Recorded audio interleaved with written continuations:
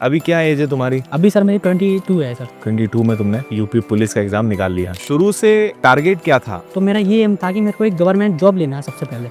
मैंने कभी ये नहीं सोचा कि मैं इतना पढ़ लिया तो ये पर्याप्त इनफ कभी नहीं हुआ सर। मेरा एसएससी जीडी में मेरा सर 3 बार क्वालिफाई हुआ है, 21, 22 और ये 24 अभी हुआ है। अच्छा, थोड़ा अपनी फैमिली के बारे में थोड़ा बोर बताओ। पिताजी ने बहुत मेहनत की है सर, तो उनको देख देख के सर मेरे को तो बिजनेस करना ही है सर। तो ऑनलाइन अच्छी पढ़ाई हुई? बहुत अच्छा है सर। ऐसा तो नहीं लगा कि यार इंदौर जाते या ऑफलाइन पढ़ते तो और अच्छा होता? अब सर मैंने फील तो नहीं किया है, लेकिन सर क्या पूरी इस तैयारी में तुम्हें समझ में आया कि स्टूडेंट्स को किन चीजों का ध्यान रखना चाहिए सिलेक्शन के लिए, क्या करें? सभी को नमस्कार। आज मेरे साथ हमारे विनर्स के एक ऑनलाइन स्टूडेंट हैं जिनका नाम है प्रशांत श्रीवास्तव, जो यूपी पुलिस में फाइनल सिलेक्शन इन्होंने लिया है, यानी यूपी पुलिस कांस्टेबल के पद पर सिलेक्टेड है और आज ये हमसे मिलने आए हैं। तो आज प्रशांत के बारे में हम समझेंगे, सुनेंगे उनकी संघर्ष की कहानी, कैसे उन्होंने तैयारी करी, कैसे सिलेक्शन लिया और इसके पहले भी कौन कौन से एग्जाम्स दिए हैं, पहले भी कुछ असफलताएं हासिल हुई हैं क्या, इन सब चीजों को जानेंगे। तो प्रशांत, आपका स्वागत है विनर्स में और सबसे पहले आपको बहुत सारी बधाइयां यूपी पुलिस कांस्टेबल के लिए। बहुत बहुत धन्यवाद सर। आज जो कुछ भी है सर आपकी वजह से ही है, क्योंकि सर मेहनत तो हर कोई करता है, लेकिन सर कहीं ना कहीं आशीर्वाद भी बहुत जरूरी होता है सर। बिल्कुल। तो सर मैंने क्या है, सब कुछ सर एक तरह से सर गुरुओं के ऊपर ही निर्भर रहता है। अगर आपको सही कोई टीचर मिल जाते हैं तो सर आप एक लाइन में ऐसे में जाते हो जो ऑलरेडी सक्सेस हो जाते हो, अगर आपने ऑनेस्टली सर मेहनत की है। बिल्कुल। जैसे तो सर मैंने क्या है, मेहनत जो है वो एक ऑनेस्टली वे में की है। मैंने कभी ये नहीं सोचा कि मैं इतना पढ़ लिया तो ये पर्याप्त इनफ कभी नहीं हुआ सर मेरा। बिल्कुल। मैं कभी भी सर सेटिस्फाइड नहीं होता कि मैं इतना पढ़ लिया बहुत है। मेरे को ये लगता था कि मैं जितना पढ़ रहा हूँ ना वो कम ही पढ़ रहा है सर। और सर ऐसे-ऐसे मैंने किसी एक एग्ज़ाम पे टारगेट नहीं किया था। अच्छा। शुरुआत से ही सर मेरा फ़ोकस ये था, थोड़ा-सा फाइनेंशियल कंडीशन गड़बड़ थी। मिडिल क्लास फैमिली के हैं सर। तो उस चक्कर में सर ये था कि एक गवर्नमेंट जॉब मिल जाए, उसके बाद फिर जो ड्रीम जॉब्स हैं, उस पर ट्राई करेंगे। क्योंकि सर ऐज भी कम ऐज में ही सर लगना था, ये भी एक ड्रीम था। तो उस चक्कर में सर मैंने सबसे पहले अपने बेसिक्स क्लियर किए थे। जैसे सर मैथ का फाउंडेशन बेस लिया था मैंने से। सबसे पहले कब जुड़े विनर्स के साथ? सर बिज़नेस के बाद 12th के बाद ही जुड़ गया था। अच्छा। उसके बाद में सर एक साइड मेरा ये टारगेट था कि मेरे को एक गवर्नमेंट जॉब लेना है।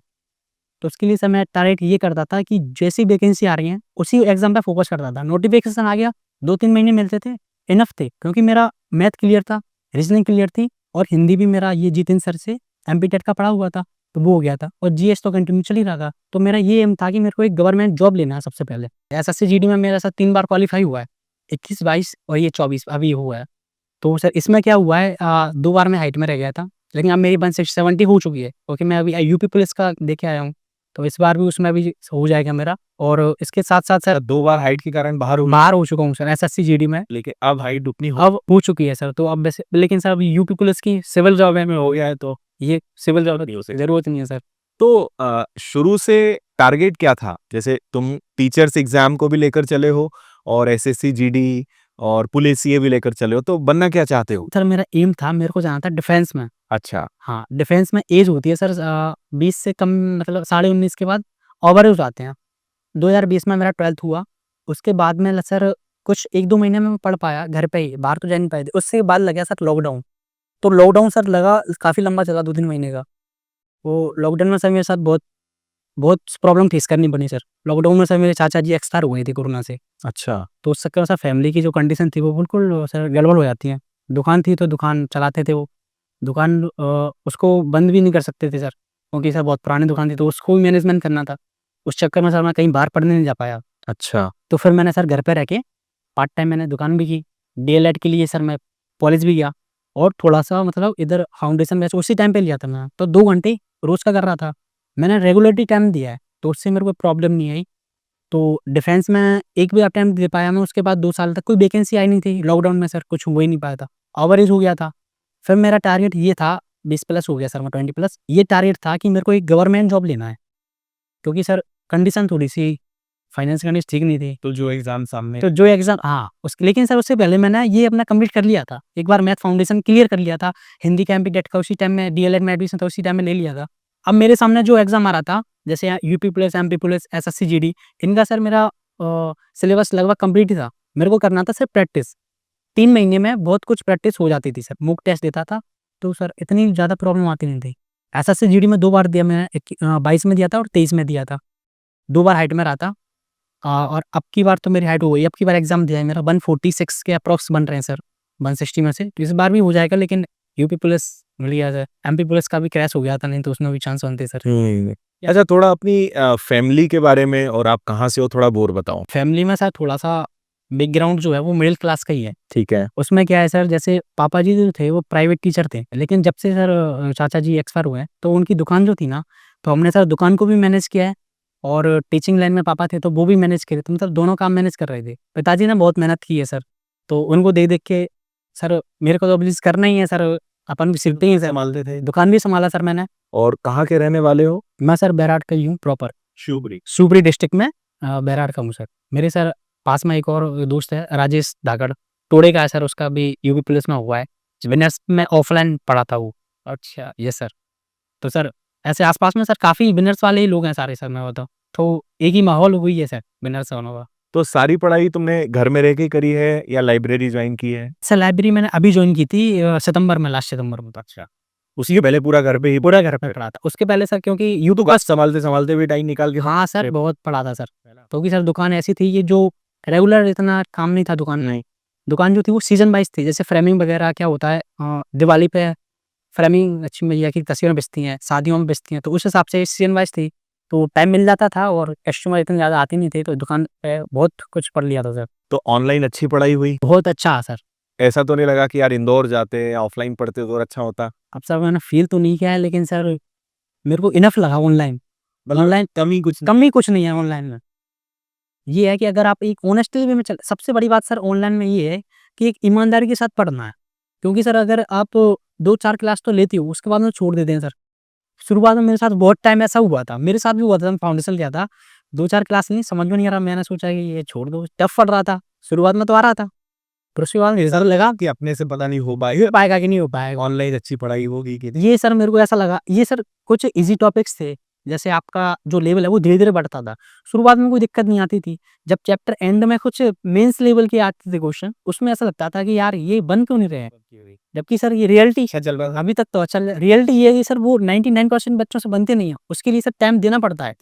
फिर सर मैंने स्पेशली टाइम देना चालू किया। गलत हो रहा है, सही हो रहा है, बट टाइम दिया तो सर कुछ ना कुछ उसका निकला कि हाँ, बनेगा। टाइम लगेगा लेकिन बन रहे हैं क्वेश्चन। तो जब सिलेक्शन हुआ, रिजल्ट आया, तो किसको सबसे पहले बताया? फिर घर वालों का क्या रिएक्शन था? सिलेक्शन हुआ तो सर मैंने अपने भैया को पहले बताया था, क्योंकि भैया मेरे साथ सर पेपर दिलवाने भी थे। यूपी में सर मेरा पेपर बहुत दूर हुआ था, शामली। अच्छा। घर वालों को डर लगता है सर, इतने दूर जाना है। उसके बाद लगा भी होगा कि कहाँ जा रहे क्या ज़रूरत है इतनी दूर जाने की? होता है सर, क्योंकि क्या है सर, थोड़ा लेकिन घर वालों को, पापा को विश्वास था कि पेपर देने जा रहा है तो इसकी प्रिपरेशन है, इस चक्कर में ये जा रहा है। क्योंकि सर मैंने पेपर दिए तो प्रिपरेशन के साथ दिए हैं। क्या बोले सबसे पहले सिलेक्शन के समय पापा, मम्मी? पहले तो सर विश्वास नहीं हो नहीं रहा था सर उनके। क्योंकि सर मेरा थोड़ा-सा क्या फिज़िकली मैं ऐसा लगता हूँ ना सर बच्चा जैसा। तू पुलिस बन तू गया? पुलिस बन गया और सर फिर उसके बाद में फिज़िकली सर मैं लगता नहीं था, क्योंकि सर मैं क्या है प्योर गाँव से भी नहीं हूँ सर, जो इतना मेहनती हूँ। मतलब मैं एक तो मिडिल क्लास में अपने तहसील लेवल पे था, तो मैं पढ़ाई में भी थोड़ा-सा इंटेलिजेंट ही था, तो मैं मतलब फिज़िकली ज़्यादा कम नहीं किया मैंने। तो फिज़िकल भी निकाल रहा था ना, तो वो बहुत बड़ी बात समझ रहे थे कि तू फिज़िकल निकाल रहा है, इतना कुछ मतलब खा पी नहीं रहा। जिस हिसाब से दूध-वूध पीते हैं गाँव के लोग, उस हिसाब से खा भी नहीं रहा, फिज़िकल निकाल रहा है। तुम्हारी हालत पहले और ज़्यादा और कम थी। अभी हाँ, रनिंग के टाइम पे सर मेरी थोड़ा चेस्ट-वेस्ट भी बढ़ी है और ये सर। फिर उसके बाद दोस्तों का, गाँव में मतलब सब उसमें मोटिवेशन मिला सर, एक सिलेक्शन अगर हो जाता है ना बीच में से, इतना मोटिवेशन मिलता है लोगों को, मैं बता नहीं सकता सर। मैंने सर जैसे ही लिया ना, उसके बाद में सर आगे जितने भी लोग थे मेरे आस-पास, कुछ लोगों ने पढ़ाई बंद करी, उनको दोबारा से मोटिवेशन मिला कि यार हो सकता है, जब अपने बीच में से कुछ नहीं हो रहा, साथ का कोई साथ का कोई रहा तो हो रहा है सर, कॉन्फिडेंस बढ़ता कॉन्फिडेंस बढ़ता है। काफ़ी सपोर्टिव थे सर लोग मेरे आस-पास, जो मेरे दोस्त वगैरह थे वो भी। मैं भी काफ़ी आते होंगे हाँ, रिश्तेदार हो बहुत आते हैं रिश्तेदार, चलता। आता है सर, बहुत आते हैं रिश्तेदारों के। तो ओवरऑल क्या पूरी इस तैयारी में तुम्हें समझ में आया कि स्टूडेंट्स को किन चीज़ों का ध्यान रखना चाहिए सिलेक्शन के लिए? क्या करें? किसी कॉम्पिटिशन एग्ज़ाम की तैयारी करना है आपको, तो उसके लिए अपने सबसे पहले बेसिक्स क्लियर करना है और जो एक सब्जेक्ट वाइज़ अपन को एक सिलेबस लेके चलना है। पहले ले लिया मैथ, फिर रीज़निंग और ये। तो इनमें किसी को ये नहीं देखना कि ये एसएससी जीडी में आ रहा है या ये एमपी टेट में आ रहा है या फिर ये रेलवे में आ रहा है। उसका एक पूरा सिलेबस पढ़ना है फाउंडेशन, जिससे ये है कि एक बार 1 साल में कंप्लीट करके फ्री हो जाओगे सर फिर। सिर्फ आपको ऊपर प्रैक्टिस करनी है, एग्ज़ाम के लेवल के हिसाब से। तो सर ऐसा करना सही रहेगा, क्योंकि सर किसी एक एग्ज़ाम को लेके अपन नहीं बैठ सकते सर, फ़ोकस करके नहीं बैठ सकते हैं सर। यही सजेस्ट करूँगा कि सर किसी एक सब्जेक्ट वाइज़ लेके चलो, और टीचर जो है उस पे सर बिलीव करना पड़ेगा सर। तो आजकल ऑनलाइन में है ना कि ऑप्शंस इतने सारे हैं ऑप्शन ज़्यादा है, कि जब हम पढ़ते हैं हमें लगता है यार वहाँ से पढ़ लें क्या, वो और बेटर रहेगा, जबकि सब अच्छा पढ़ाते हैं, सब सही है, बस किसी एक को फॉलो करो, उसको फ़ॉलो करो और फिर सर उसके थोड़ा-सा जो प्रैक्टिस शीट्स हैं उनको देखो आप। उस पे काम करो। आपकी जो प्रैक्टिस शीट्स थी सर उसमें मतलब सबसे नीचे लेवल जो था जीडी वगैरह का, ग्रुप डी लेवल का, उससे लेके मेंस तक के क्वेश्चन थे सर उसमें। बिल्कुल तो ऐसा टीचर चुनो जो सिंपल से लेके टफ तक पहुँचा रहा है। बेसिक से एकदम जी। बेसिक से लेके आपको टफ हाई लेवल तक के क्वेश्चन करा रहा है। उससे ये है कि आपको बाद में कभी दिक्कत आनी ही नहीं है, क्योंकि आपका उसी टाइम पे सब कंप्लीट होता चल रहा है। अच्छा, कोई बुक भी ली विनर्स की मैथ्स की, या कोई बुक की जरूरत पड़ी? नहीं बुक नहीं सर, मेरे पास पीडीएफ थी। अच्छा, प्रिंटिंग या सर मेरा मतलब दुकान में प्रिंटिंग की, हम लोग प्रिंट करवा ली। वो निकाल लेते थे। अब आगे क्या सोचा है, अगला टारगेट क्या रहे? आगे सर जैसा कि मैंने बताया कि मैं किसी एक एग्जाम को फोकस नहीं करता। अभी जो नोटिफिकेशन आ रहा है यूपीएसआई का, यूपीएसआई का लगभग मेरा सिलेबस कंप्लीट है। एक एक दो टॉपिक ऐसे हैं जो मैंने नहीं पढ़े हैं, उनको मेरे को पढ़ना है। उसका नोटिफिकेशन आएगा तो उसको करूँगा मैं। अभी क्या एज है तुम्हारी? अभी सर मेरी 22 है सर। 22 में तुमने ये सर यूपी पुलिस का एग्जाम निकाल लिया। हम तो सबको गाइड कर रहे हैं, सबको पढ़ा रहे हैं, लेकिन फॉलो करना बहुत इंपॉर्टेंट है ना, तो वो बहुत अच्छे से जी सर, करा। मोटिवेशन बहुत जरूरी है। आपकी वीडियो में काफी मोटिवेशन होता है। अच्छा, यूट्यूब पे जब भी आती हैं वीडियोस, हाँ। शॉर्ट्स तो वीडियो उन मोटिवेशनल वीडियोस का असर रहता है? बिल्कुल रहता है सर। अच्छा, जब भी मैं यूट्यूब ओपन करते हैं तो आपकी 10 वीडियो में से आपकी नहीं होता 10 ओवरऑल जो वीडियो आती है उनमें से 2 वीडियो भी अगर आपकी आ जाती है ना, तो माइंड में ये रहता है कि यार पढ़ना चाहिए यार, ये क्या अच्छा। और क्या, बहुत काम की चीज़ है सर वो। जैसे सोशल मीडिया पे अगर आपकी वीडियो दिख जाती है तो सारा मतलब डायरेक्शन वगैरह एक लाइन पे आता है कि थोड़ा बहुत भी अगर भटक रहा होगा दिमाग तो जगह पे आ जाता है। जगह पे आता है कि यार पढ़ना है यार। और ज्यादातर क्लासेस लाइव पढ़ते थे या रिकॉर्डेड देखते थे? फाउंडेशन बैच लाइव किया था क्योंकि उस टाइम में 2020-21 में 19 साल का था, क्योंकि मेरे को करना था सर। मैंने सोचा टाइम है मेरे पास और रेगुलरिटी कर रहा था। उसके बाद में जो टारगेट बैच आते हैं, जैसे मेरा अब जैसे मैथ एमपी टेट में किया था, मैथ कंप्लीट होता जा रहा था, तो उसके लिए मैंने सर 2x पे ही करता था। अच्छा, अभी भी एमपी पुलिस का हुआ था तो मैथ को मैंने उधर से कर लिया था फाउंडेशन से, इधर कोई मैथ जरूरत ही नहीं थी एमपी पुलिस। अच्छा, विनर्स के बारे में सबसे पहले कैसे पता चला, मतलब कैसे जुड़े विनर्स से? विनर्स में सर मैंने यूट्यूब पे किया था। यूट्यूब से मैंने, पर मेरा दोस्त था वो इंदौर आया था, तो उस टाइम पे सर जिसका भी तुमने बताया यूपी पुलिस यूपी पुलिस वो मेरे से सीनियर है सर, 2 साल सीनियर अच्छा। है।